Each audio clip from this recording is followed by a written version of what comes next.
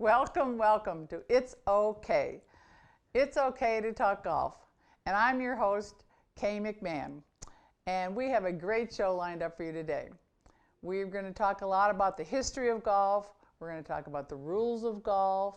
We're going to talk about instructional pieces, which are going to be very, very simple. And of course, we're going to have some very interesting interviews of who's who in golf. I think you're going to find them very fascinating. So stay tuned. Let's get started. At the sports desk at WKAY TV is now open.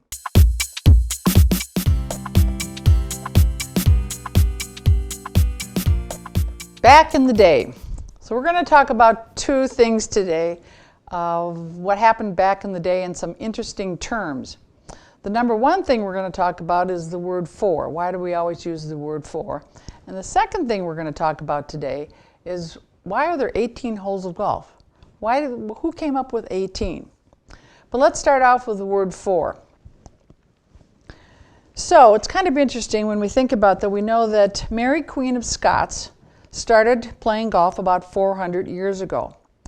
So when she did that, she had a lot of cadets that carried her clubs around the golf course. And so she was known to hit a few errant shots. So the cadets eventually became known as caddies. So she would send her caddies out ahead to watch her errant shots so that she wouldn't lose the golf balls, because at the time, as we've talked about in previous segments, the golf balls at the time were very, very expensive and she didn't want to lose any. So the caddies would go way out. So they would go way forward to watch her golf ball and the errant shots. So when a golf ball was being hit at one of the caddies, then someone that had hit the shot, Mary Queen of Scots, would holler for, as in four caddies. So that's where the word for came up. So for all of those people today that we holler for, and why do we holler for? It's because when you holler for, the golf ball's coming at you, you're supposed to duck. Anyways, that's where for came from. But let's move along, and I want to talk about why 18 holes of golf. There's many, many theories about it. It comes up all the time. But I want to talk about some interesting facts. And so as they say on NPR all the time, let's look at some of the numbers. So I'm going to go way back in time again and talk about when on the British Isles, many of the golf courses and how it started. Let me just name a few of the golf courses and what they actually did. So there was the name of the golf course by Leith Links, which was at the seaside. And this was in 1744. They started out with 5 holes, later adding 2 more holes. Another golf course was called Musselburgh Old Course, and they had 7 holes for many years. And in 1832, they added an 8th, but 40 years later, they added the 9th. So it took them that long to get up to 9 holes. Another golf course that was Montrose Links, again, they started out in 1810 with 7 holes. By 1825, they went up to 14 holes. Then they dropped back down to 11 holes. Then they went back up in 1866 to 25 holes and eventually ended up with 18 holes. So when we talked the numbers, they were getting all mixed up. But I want to talk about St. Andrews, the old golf course, which is very famous. And it's kind of interesting because they started out with 12 holes.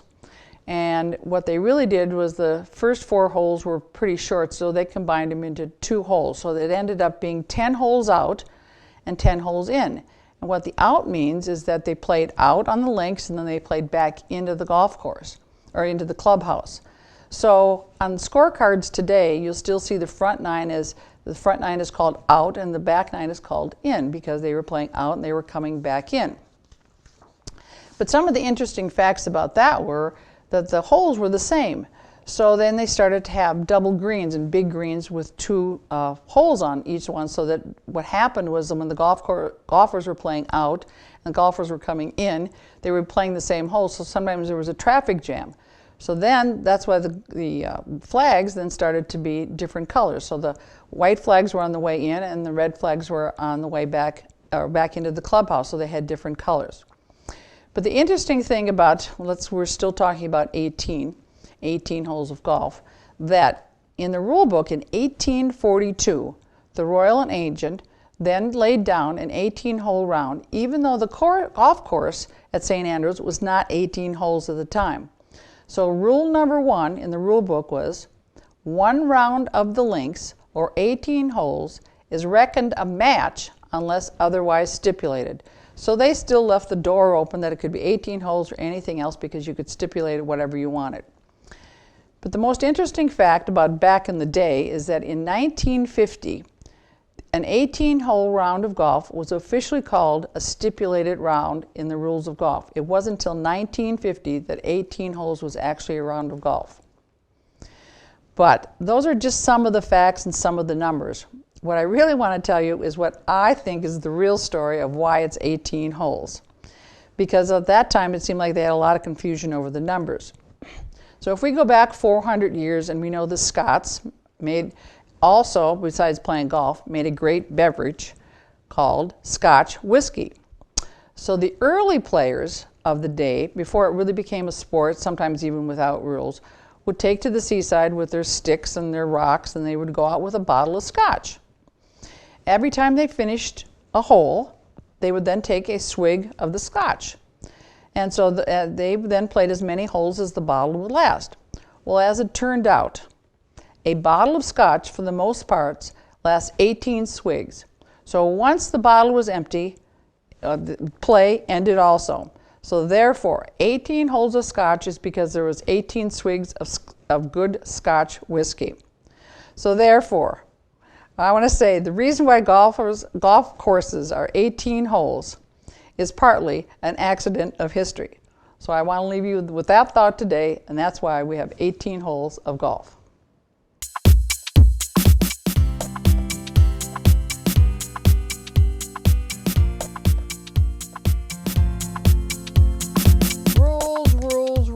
Rules of the game. Golf rules. Oftentimes they're a little complicated, so we're going to talk about one today that's very often misunderstood, and that's getting relief, complete relief from what we call an obstruction.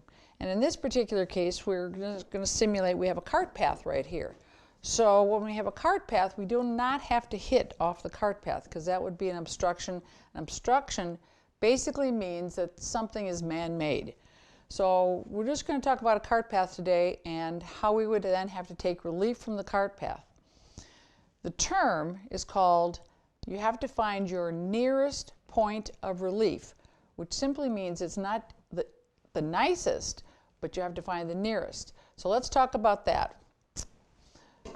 So right here we have a golf ball on the cart path, and we're playing in this direction, so we're going forward. So the hole is this way. So my golf ball landed on the cart path. So I have a couple of choices. We have to find the nearest point of relief, as I said. So that is from my stance and the golf ball. I get complete relief, which means that from this side, if I take my stance and set the club down, and then I set my feet, all right, that would be my nearest point from where the ball is. On the opposite side, okay, I would then take my nearest point of relief and test it out from over here, which would mean that my feet have to be off the cart path. So that would be where my nearest point of relief is, and that's from where the ball is, not where my feet is, or where the club head would be. So what that means is I don't have a choice. So if this was all trees and bushes and stuff over here, or trees and bushes over here, I only get one choice, okay, whether I have it or not. That would be my nearest point of relief. Now from there, I can take my longest club if I like, or I can take the club I'm going to hit. I can take that, and now from that point, I have one club length in any direction, no nearer the hole. So I would take another tee, okay, and I'd put it down so that I would know where my nearest point of relief, and then I would have to drop from here. The thing that you really don't want to ever do before that you make your decision is you want to mark where your golf ball is here, and you never pick it up. If you had picked it up, then I really don't have a choice. The other reason that you want to mark it is that if it's here and I drop the ball from here and it rolls forward to that, I would know where that spot is. So after I've dropped the ball, that's when I would pick up my tee and I'd pick up the ball, and then I would drop it from here, and then I would go forward. So the biggest thing to understand is that there's only one nearest point of relief. You don't get the choice. It's not the nicest point of relief sometimes, depending on if you don't have a choice. You also, if you decide that you don't like either of their choices, you can always hit it off the cart path. Makes it a little bit more difficult. So you have decisions or judgments that you can make out here, but by knowing the rules, it'll make it easier, and you'll know, probably save yourself strokes. So golf always rules, know the rules.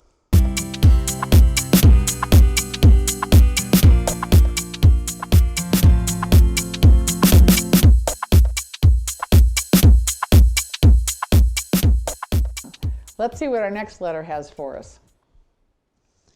Dear Kay, last show your student Michael changed dramatically in the 45-minute lesson. He looked like a golfer and confirmed how much better he was hitting shots. What I want to know is, how did you get him there? From Intrigued Viewer.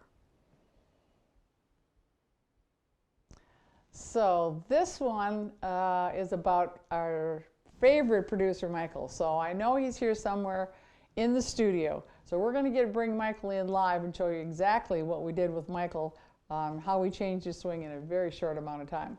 So let me go find Michael. Come on in, Michael. We're glad we found you. This is more fun than we had before. We had a lot of questions from our last episode of how we got you from your old swing that you didn't like to a new swing. We did it pretty rapidly, so we thought we'd use you as our superstar of the week here. You good with that? Yeah, you sure no one asked why do I even play golf? No, you're a good golfer. You're a good golfer. Now you're getting to be a better golfer. Okay. So let's show the folks what we started with, and basically the one thing that you really didn't like. We're going to address one thing today. So if you grip the club there for a second. All right.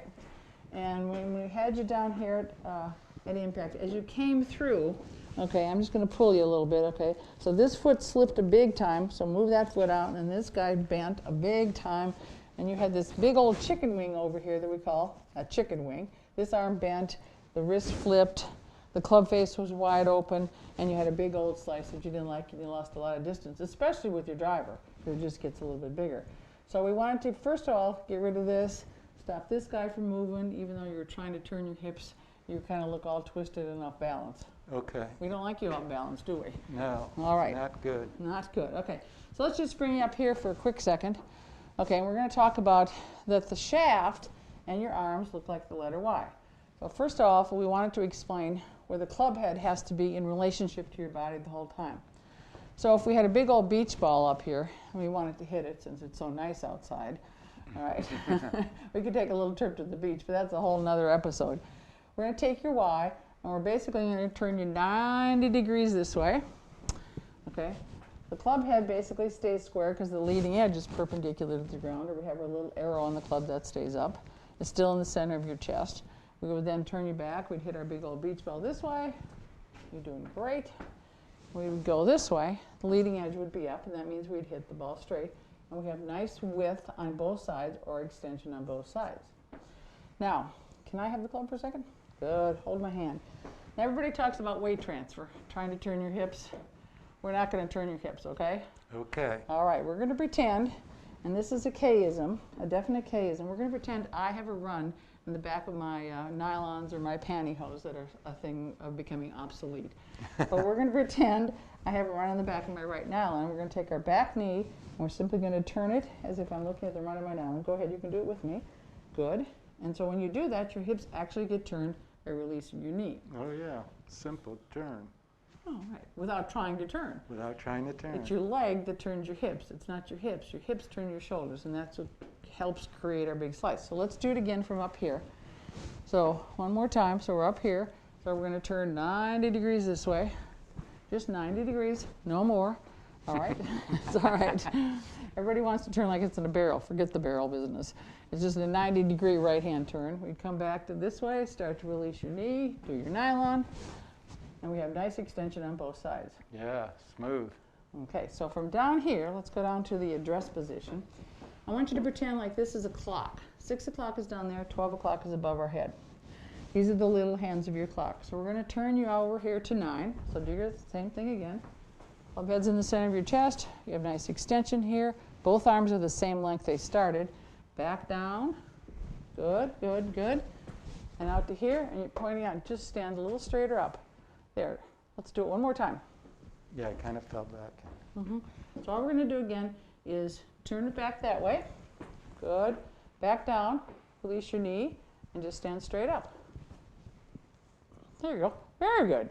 So now we have nice extension on both sides, and you're going to find that the golf ball is going to go much better.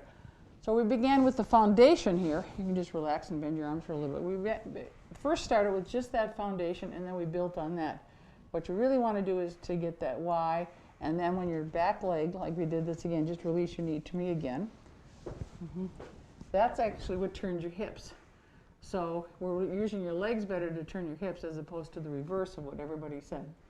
So that's the first foundation of what we did with Michael, and it helped a lot, and then we built on that after a few swings, and then we sent you home with some drills. Correct. So you get to do this at home. Yes.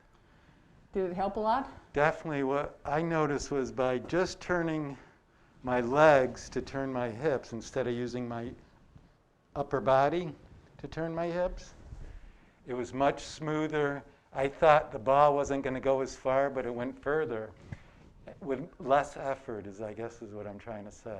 Right. So what we're developing is more efficiency, because whenever the club head stays within the width of your body, okay, you're going to be able to swing eventually faster. But the way we actually changed it, too, is having you do this in slow motion parts. So we're going to recommend that to change it, you first start out very slowly. Again, one more time. You turn halfway back, come on back down, and back out to me. And you can practice this at home. So that would be the foundation, and we'll stay tuned for our next episode, and we'll build on that. All right. Thank you. Good job again. Thanks, Kay. You're welcome.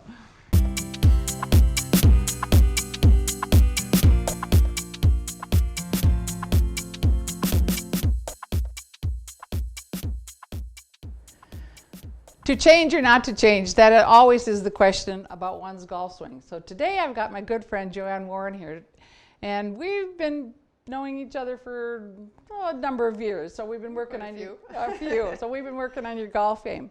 So when we first met, you had kind of a high handicap and you wanted to lower it. And we definitely did a couple things about your pre-shot routine that you made some pretty major changes. Can you tell me what it did for you? Well, I didn't get up to the ball and figure out what am I going to do and be nervous and have no clue what I was doing. So it gave me a sequence to be able to be comfortable when I was addressing the ball and ready to make that swing. So when you say you didn't know what to do when you got up to the ball, because I get that question all the time, is where's the ball position? How far do I stand? What do I have to do? And then you stand over it and you got about 1,001 things going on in your head. So we gave you what we called GCAP, Correct. which is grip, club head, alignment, and posture. So what did that do for you? It took the 1,000 things out of my head.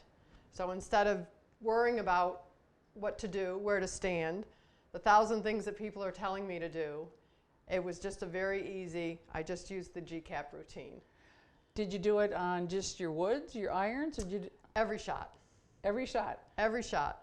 So no more 1,000 thoughts, no confidence in my swing or even how to begin my swing. So it started to give me some confidence and to figure out how to address the ball and just be able to have a comfortable swing. You know, when you first did this, I think you found it difficult to do, but then you made it a routine. It was just a 4-step routine.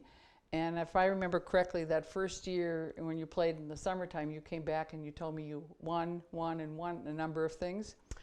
I did win some tournaments and did pretty well and started to make somewhat of a name for myself within, I golf at Wacona Country Club. So I probably went, I think I started out as about a 27 handicap, and right now I'm a 18.6, I believe. And That's just awesome. by, taking the 1,000 thoughts out of my head. Well, you also talked about it, I can remember that you'd get nervous, but this kind of put you in a zone by just having that same routine, and it just kind of blocked other people out, it blocked the nerves out, it blocked everything out. So again, we called it GCAP, which is kind of unusual. So we call it also GCAP because it's grip. You first grip the club, then you set the club head down by stepping in, then you align your feet, and you don't have to worry about posture then at all. So it's definitely a system But I think the important thing that we talk about is having to do it in the right order. Correct. Right? Correct.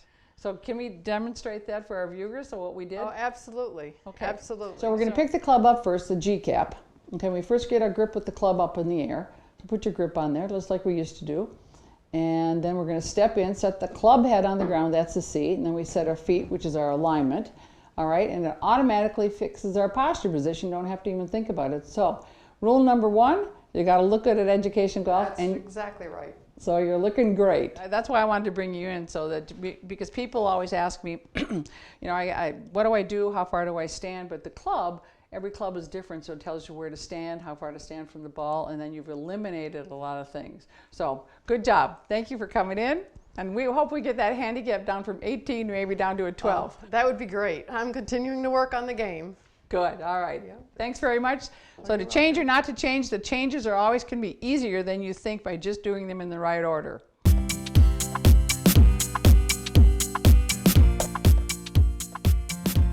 Welcome to Tea Talks. I'm back here today with my guest, Maria Glavin, who had so many great questions for me. So we are going to continue that conversation today. So let's get started. So how did you get started teaching? It's another good question. I went to college, and my degree was in well, I started out in math, and I really wanted to be an architect or an engineer or something like that. But then I found myself being in the physical education department, always playing. I loved to play. Like I played volleyball, I played badminton, we played field hockey, we played softball, we played basketball. The school that I went to, I loved to ski. I had a little ski area. No golf course. So I didn't play any golf really in college.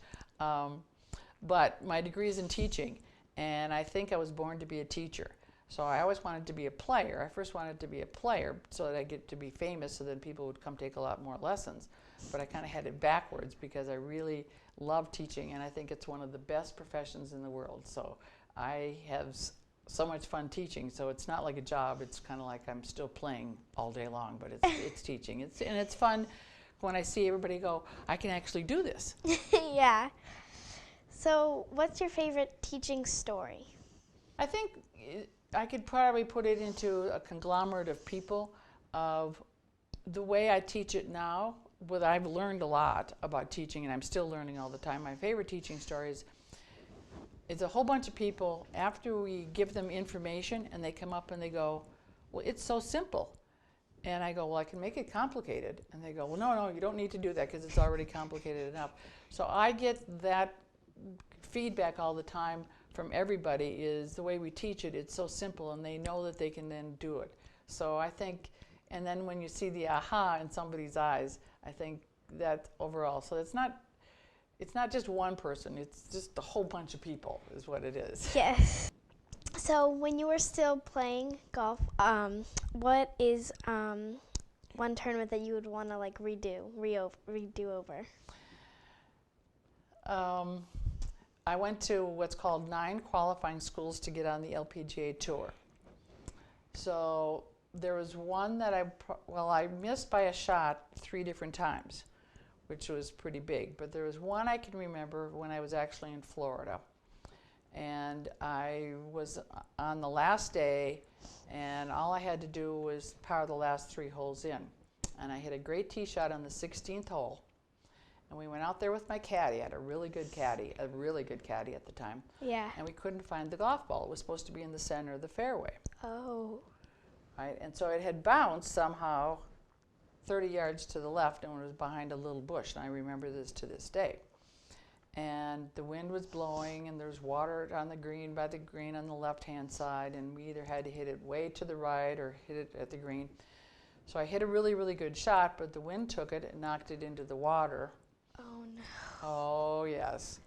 And so then from the water, obviously, I had to take a drop. Yeah. Okay, then I hit it up, and I tried to hole it from there to make my 4, and I didn't. So then I actually went a little past the pin, and then I 2-putted for a 6. So then I still had to do 17 and 18, and I knew I had to go birdie eagle. And I went birdie, birdie, and I missed by a shot. So I would redo that. I have no idea how the good tee shot went to the left, but I'll never forget it. So I missed by a shot. So it was kind of, I don't want to say depressing, but you kind of, your dreams are, And so I went home to my parents, and I was a little depressed. And so I stayed in the basement, and instead of playing golf, I practiced, or I learned how to paint. So I learned how to paint for 2 weeks, and so I did a lot of painting, and that was a good therapy. So now I know how to paint. So what's the hardest thing about teaching golf? The hardest thing about teaching golf is when people don't want to change, or they don't think they can learn. So I think that's the hardest thing. The easiest thing is when somebody wants to learn and is very open to wanting to learn to change something. But we also teach, when it's a communication, as you know, between two people. It's not just, I'm just going to tell you something to do. So it's a two-way street. But the hardest thing is when people really don't want to learn. So as long as people are open, it's the easiest thing to do. So if you could pick a foursome, who would you pick out of anyone, out of all golf history, out of your 3 other players? Out of history, okay. I'll give you. I'll do 2 foursomes. How's that? Okay. Okay, I'll do a famous foursome, and that would be probably Arnold Palmer, who I did work with and I played with several times. Mickey Wright, who was one of the greatest women players, swingers of all time, and then. I've always thought it would be really fun to meet Barack Obama. So since he plays golf and he's left-handed, so it'd be fun to do. So those would be my 3 famous people. Then my personal foursome probably would be playing with my mother and my father again, and then I'd have them probably invite the 3rd person that they want to invite. So that would be my personal foursome. And so, what is your best tournament memory story? One of my best tournaments was I played in an LPGA tournament, because I got to play in several LPGA tournaments and I was playing very well. And I played with one of the founding members by the name of Marilyn Smith. I got to play with her several times, and she was known as the ambassador on the LPGA because she was just a great lady, always had a smile and very cordial. And we were on a par 5. We were in Mesa Verde, California. And I hit a 1-iron to within 10 feet on a par 5. And she turns around and she looks at me and she said, "Why aren't you on the LPGA Tour?" And I said, "That's the same thing I'm wondering." So she was very impressed with how I played, and we got to play. I played in the U.S. Open with her again one other time too, and she was just a great lady. So it was a fun tournament. So what we're going to do too is we're going to then switch roles here in a little bit, and I'm also going to ask you a lot of questions because you've got a lot of questions for me, and I've got a lot more questions for you. What a great interview with Maria. She had so many questions for me. So that was the first half of my interview. So look forward to the second half of it in another episode where Maria is going to ask me a lot more questions about teaching. It's going to be very interesting. I'm Kay of eduKaytion Golf, and I want to thank you for being here today. We've had a lot of fun and a lot of great topics. So until the next time we see each other, as I always say, remember, keep your head up. The scores will come down because it's all in the attitude.